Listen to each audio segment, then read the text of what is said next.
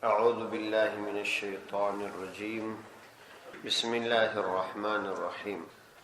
من أجل ذلك كتبنا على بني إسرائيل أنه من قتل نفسا بغير نفس أو فساد في الأرض فكأنما قتل الناس جميعا ومن أحياها فكأنما أحيا الناس جميعا. سورة مائدة آيات نمبر 2. من أجل ذلك كتبنا على بني إسرائيل. دا همدې وجه څخه كتبنا مجولی کله على بني إسرائيل فبنو إسرائيل بني أنه من قتل نفسا شان دا دی چې څوک یو نفس قتل کی بغیر نفس بغیر نفسه او فساد في الأرض او یا بغیر فساد في الأرض فمزکه کی فكأنما قتل الناس جميعا وکه هغه ټول خلق قتل. ومن احیاها او څوک چې یو کس ژوندی کی نفس ژوندی کی فكأنما احیا الناس جميعا وکه هغه ټول خلق ژوندی کړ.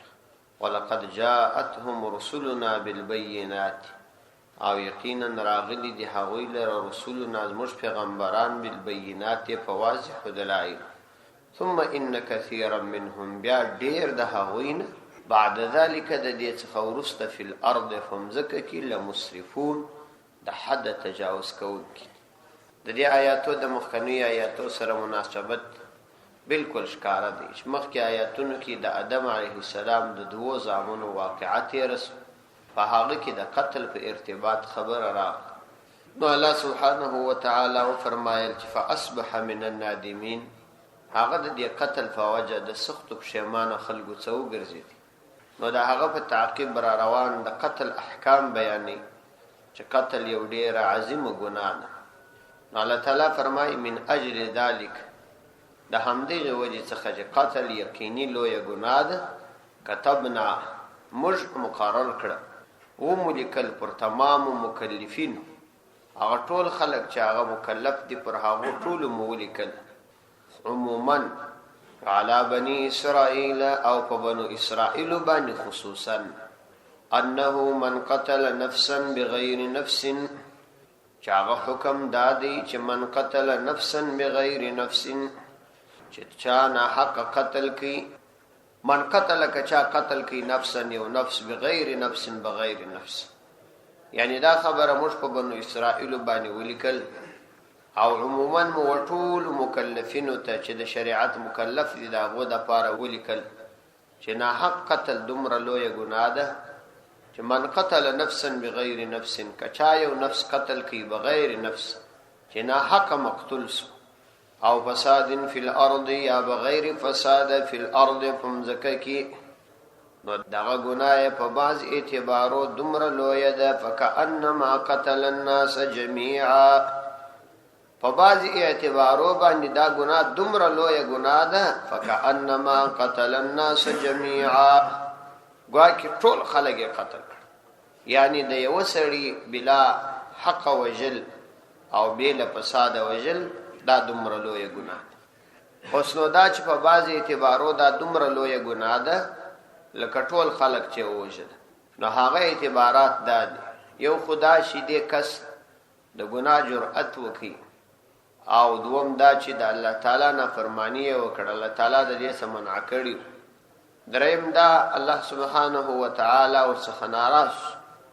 څلورم دا چې په دنیا کې مستحق د قصاص، او پنځم دا چې په آخرت کې مستحق د دوزخ.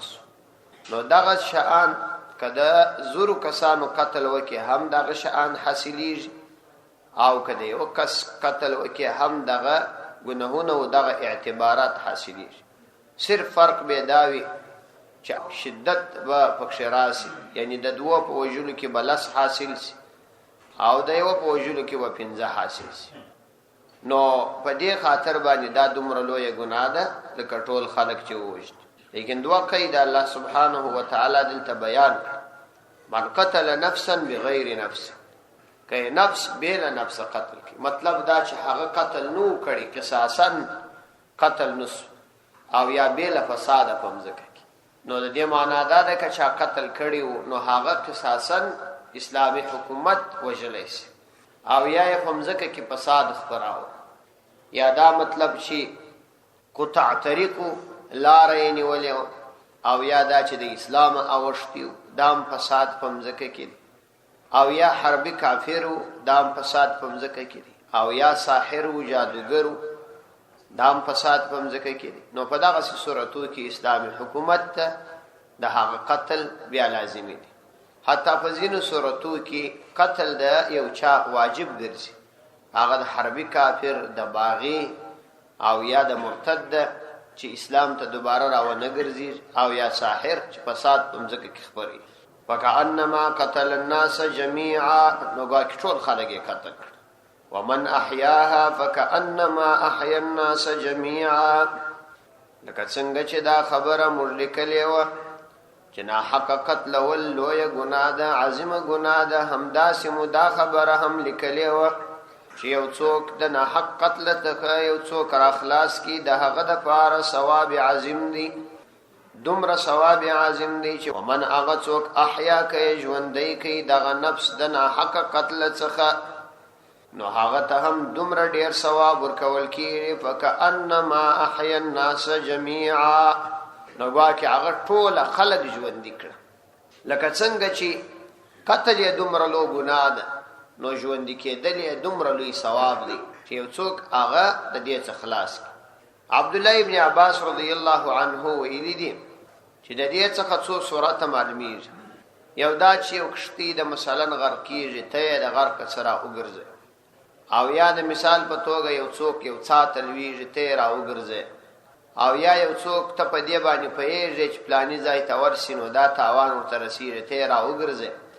دا ټول د انسان د احیا صورتونه دي یعنی د هغه د ژوندي کېدلو صورتونه دي چې په دې صورتو کې الله سبحانه وتعالی تا ته دومره ثواب درکوي لکه تا چې د تمام عالم انسانان ژوندي کړي او عین دغه رقم که ته د یو چا سره ملګري سي العیاذ بالله چې هغه قاتل وي انسانان قتلي نو دا تا مو سره قتل کړي نو تا دومره لویه ګناه وکړل لکه دا ټول انسانان چې قتل کړي نو دا دواړه یو رقم الله سبحانه وتعالی په دې بندگانو باندې فرض کړي دي چې د دې څخه بځان ساتي مطلب دا چې یو شی ډیره لویه ګناي نو د هغه نه کول د غمر لوی ثواب دی لکه دلته چې د یو چا د قتل سره ګرځول څومره لوی د محمود او لوی د ثواب کار نو وجل یې هم دومره لوی د عذاب کار نو الله تعالی فرمایي ولقد جاءتهم رسلنا بالبينات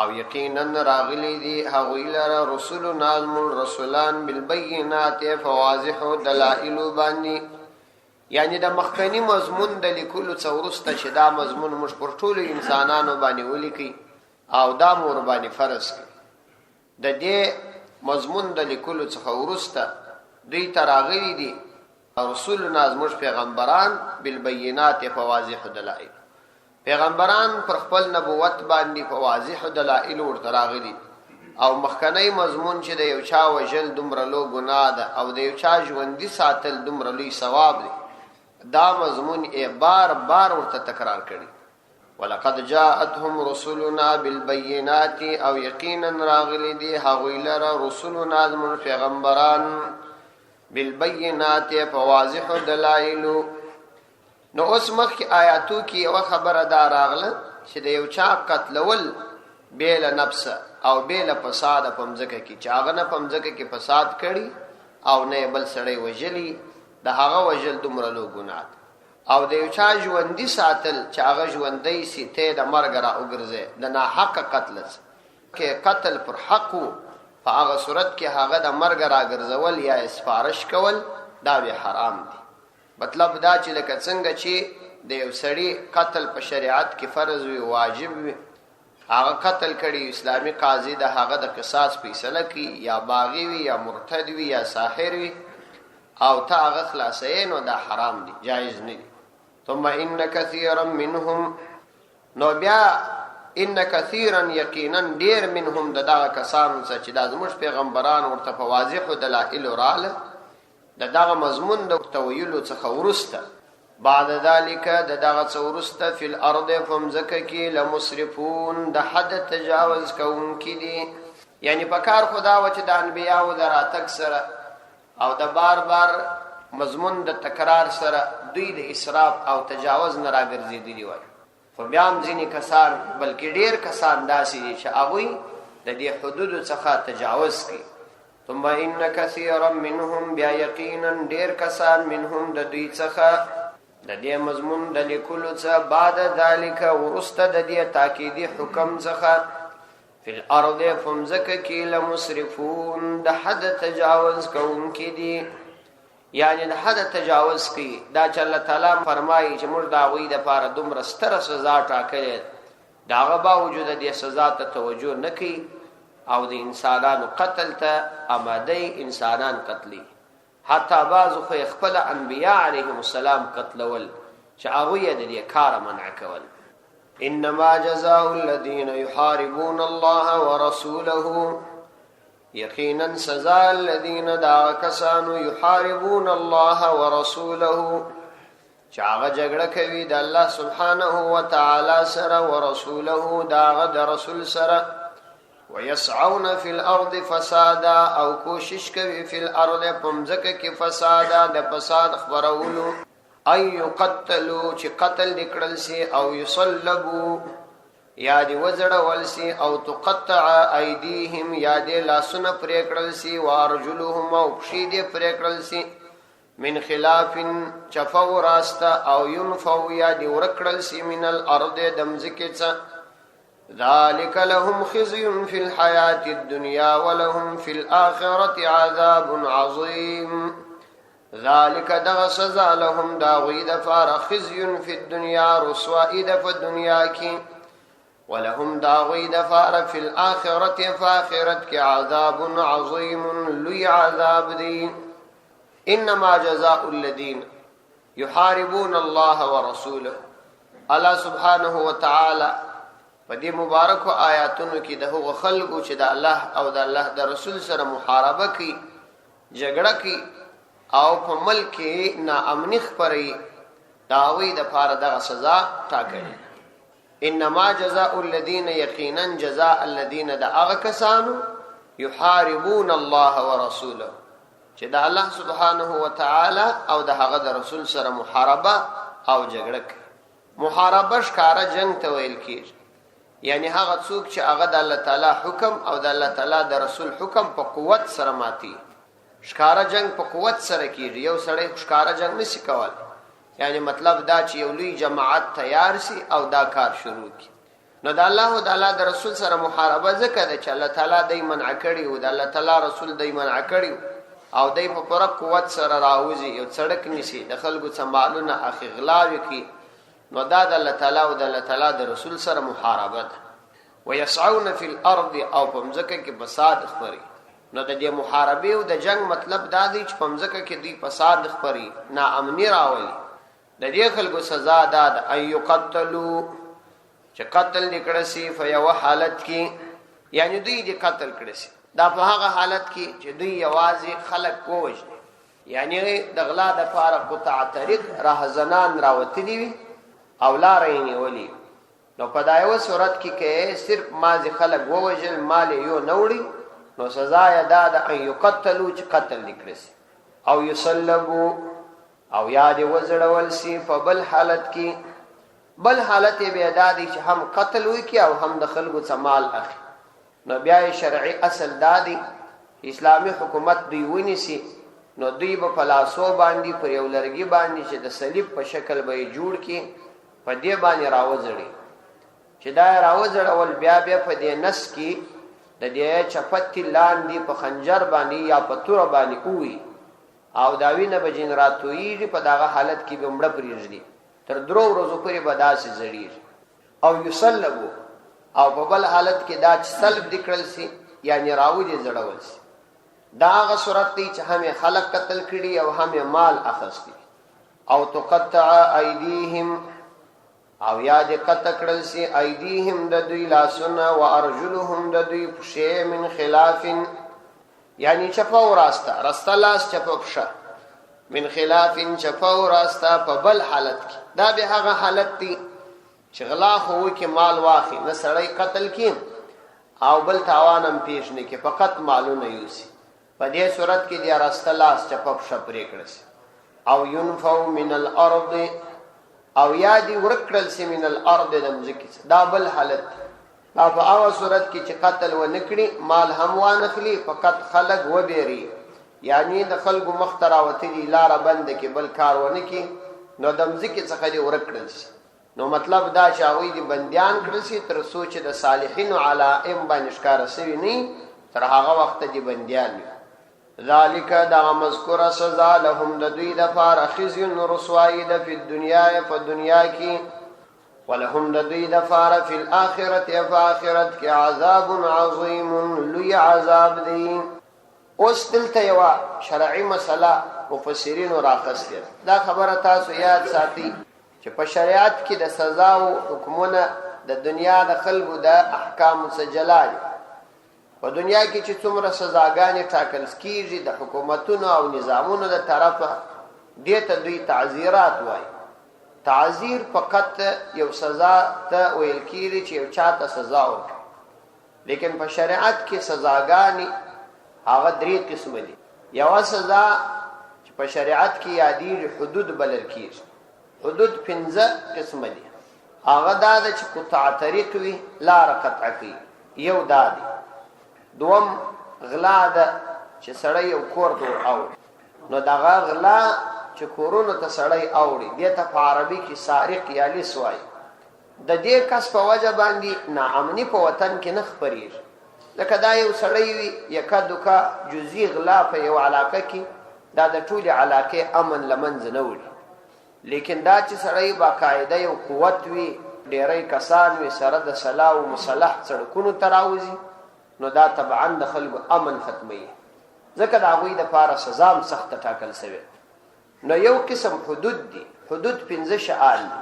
د غلا لاره نیول قطع طریقې یو دا په کورونو کې دننه غلا کول او دریم زنا څلورم تهمت د زنا پنځم شراب خوري.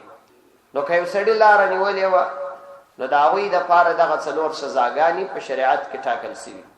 اسلامي حکومت به هغوی ته دا سزاګانې ورکړي چې یا به هغوی قتلوي دا په هغه صورت کې چې فقط قتل وکړي او یا به هغوی راځړوي او قتلوي به دا په هغه صورت کې چې دوی قتل وکړي او هم دغه رنګه مال د خلکو څخه واخلي. خدام زموږ د امام صاحب په مذهب کې د قاضي پر رایه باندې شریعت اجازت ورکړي. یعنی قتلول خو یې ضروري دي د قطع طریق. که قاضي په دې کې ګټه ولیدل چې راوځي زړول شي نو بیا شریعت د دې اجازت ورکوي چې پر یو صلیب دې راوځړول شي او در دې چپتې لاندې دې په خنجر یا توره وول شي. الله دې د الله تعالی نظام په دې خپل مځکه باندې نافذ کړي.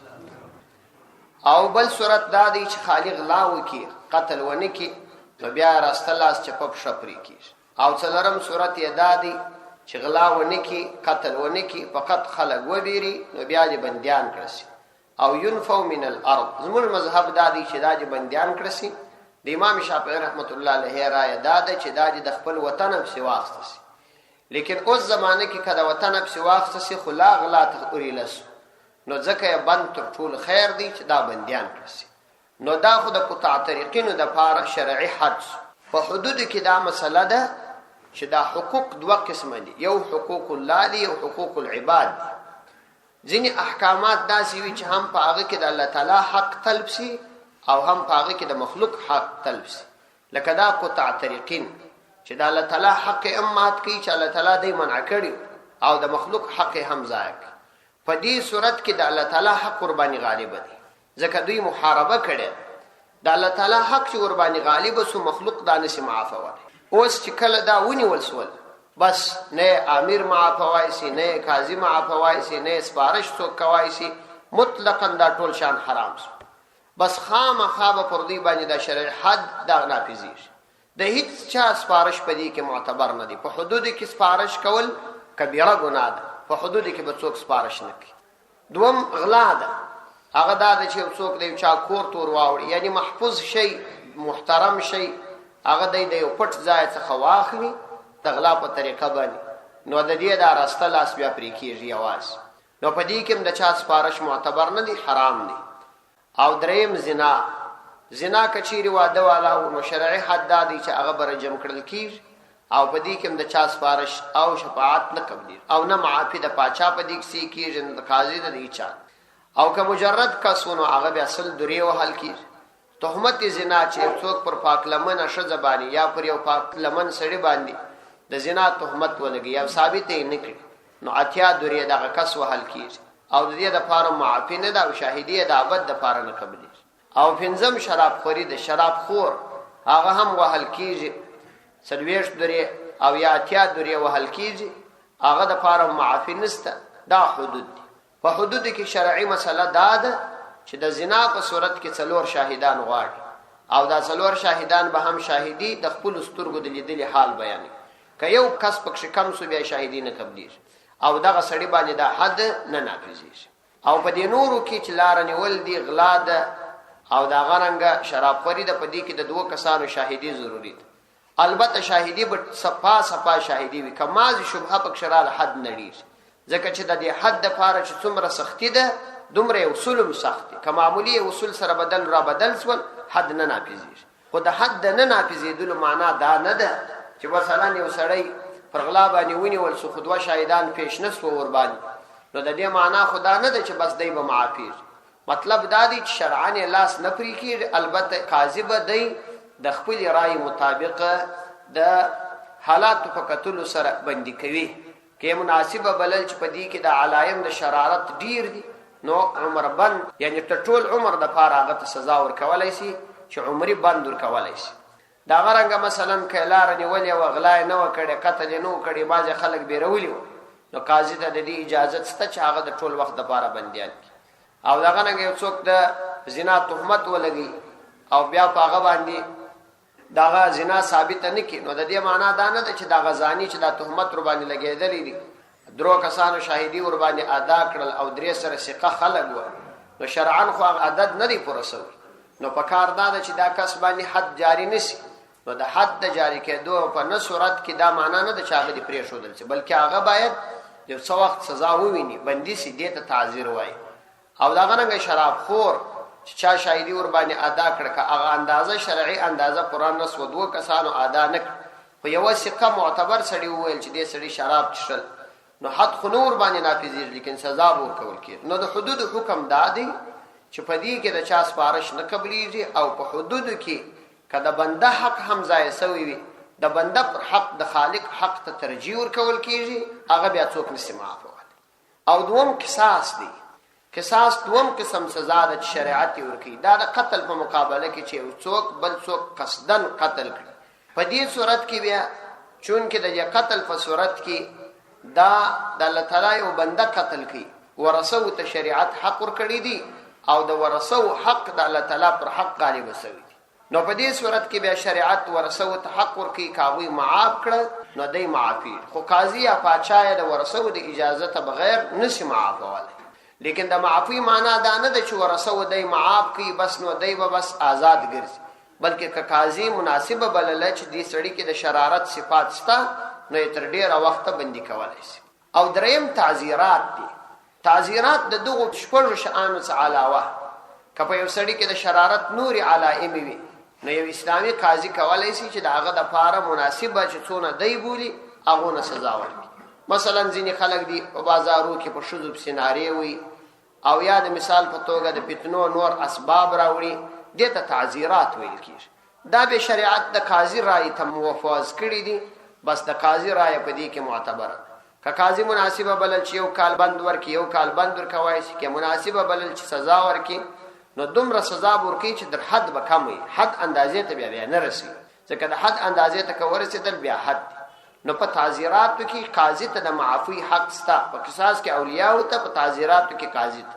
په حدودو کې هیڅ چاته معافی حق نشته. نو دلته هم دا حدود دي، دغه سزا چې الله تعالی بیان کړې ده، په دې کې چاته د معافی حق نشته. دې کې څه خبرې نورې دي، هغه بیا وروسته وایي.